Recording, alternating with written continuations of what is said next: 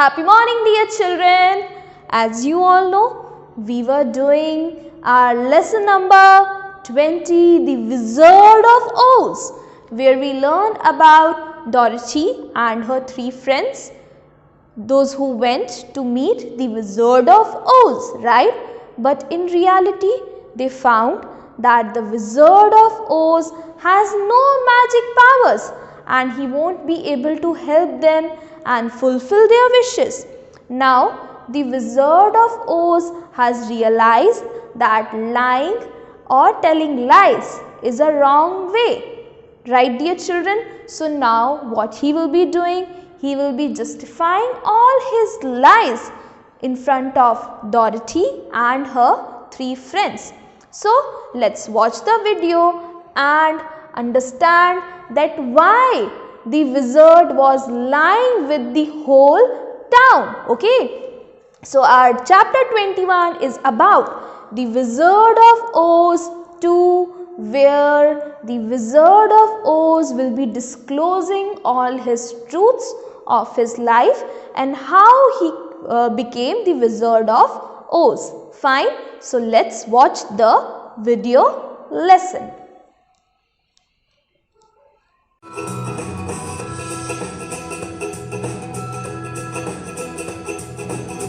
The Wizard of Oz, Part 2. So they sat down and listened while he told the following tale. I was born in Omaha. When I grew up, I became a ventriloquist, and at that, I was very well trained by a great master. I can imitate any kind of a bird or beast. Here he mewed so like a kitten that Toto pricked up his ears and looked everywhere to see where she was. After a time, continued Oz, I tired of that and became a balloonist. Asked Dorothy, a man who goes up in a balloon on circus day so as to draw a crowd of people together and get them to pay to see the circus, he explained. Oh, she said, I know. Well, one day I went up in a balloon and the ropes got twisted so that I couldn't come down again. For a day and a night I traveled through the air. On the morning of the second day, the balloon came down gradually. I found myself in the midst of a strange people who, seeing me come down from the clouds, thought I was a great wizard.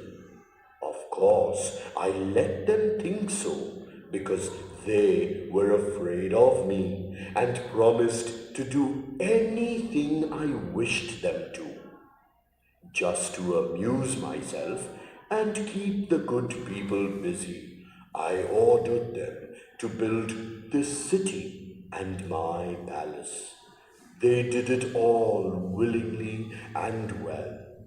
Then I thought, as the country was so green and beautiful, I would call it the Emerald City. And to make the name fit better, I put green spectacles on all the people so that everything they saw was green.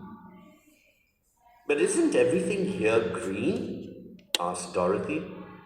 No more than in any other city, replied Oz. But when you wear green spectacles, everything you see looks green to you. One of my greatest fears was the witches, for while I had no magical powers at all, I soon found out that the witches were really able to do wonderful things. There were 4 of them in this country, and they ruled the people who lived in the north and south and east and west. Fortunately, the witches of the north and south were good, and I knew they would do me no harm. But the witches of the east and west were terribly wicked, and had they not thought I was more powerful than they themselves, they would surely have destroyed me. I am happy that you have destroyed both the witches. I think you're a very bad man, said Dorothy.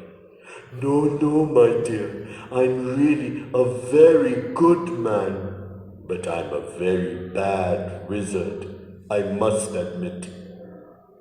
Can't you give me any brains? Asked the Scarecrow.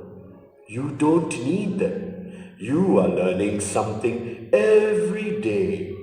A baby has brains, but it doesn't know much. Experience is the only thing that brings knowledge, and the longer you are on Earth, the more experience you are sure to get. That might be all true, said the Scarecrow, but I shall be very unhappy unless you give me brains. The false wizard looked at him carefully. Well, he said with a sigh, come to me tomorrow morning. I will stuff your head with brains. I cannot tell you how to use them. However, you must find that out for yourself. Oh, thank you, cried the Scarecrow. I'll find a way to use them, never fear. But how about my courage? Asked the Lion anxiously. You have plenty of courage, I'm sure, answered Oz. All you need is confidence in yourself. There is no living thing that is not afraid when it faces danger. True courage is in facing danger when you are afraid, and that kind of courage you have in plenty. Perhaps I have, but I'm scared just the same, said the Lion. I shall really be very unhappy unless you give me the sort of courage that makes one forget he is afraid. Very well, I will give you that sort of courage tomorrow, replied Oz. How about my heart? Asked the Tin Woodman. Why, as for that, answered Oz, I think you are wrong to want a heart. It makes most people unhappy. If you only knew it, you are in luck not to have a heart. That must be a matter of opinion, said the Tin Woodman. For my part, I will bear all the unhappiness without a murmur if you will give me a heart. Very well, answered Oz meekly. Come to me tomorrow, and you shall have a heart. I have played wizard for so many years that I might as well continue the part a little longer. Now, said Dorothy, how am I to get back to Kansas? We shall have to think about that, replied the little man.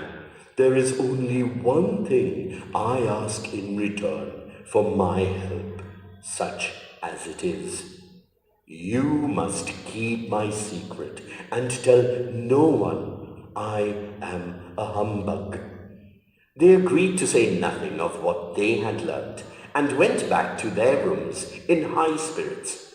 Even Dorothy had hope that the great and terrible humbug, as she called him, would find a way to send her back to Kansas. And if he did, she was willing to forgive him everything. The wizard gives the Scarecrow brains, the Lion courage, and the Tin Woodman a heart. As for Dorothy, he plans to take her to Kansas in a balloon. Dorothy finds Toto chasing a kitten and gets down to catch him. Before she can come back, the ropes break and the wizard floats away alone. Her three friends try to help her reach Kansas. She, however, uses her silver shoes to return home. The Tin Woodman stays in the Wicked Witch's land as their king. The Scarecrow stays in the Emerald City as the ruler, and the Lion goes back to the forest as the king of the forest. At home, Dorothy finds that her silver shoes are lost in flight, never to be found again.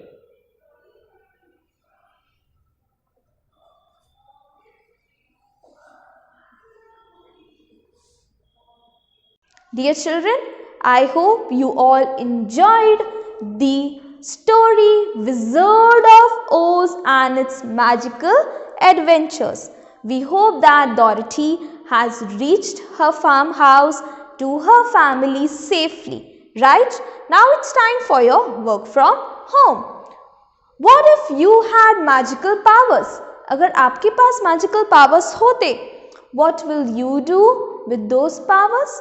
आप उन powers से क्या करोगे? So, be creative, think about it, think beyond the limits of magic and think about the magical powers you want and what you will be doing with those magical powers. Okay, dear children, bye. God bless you.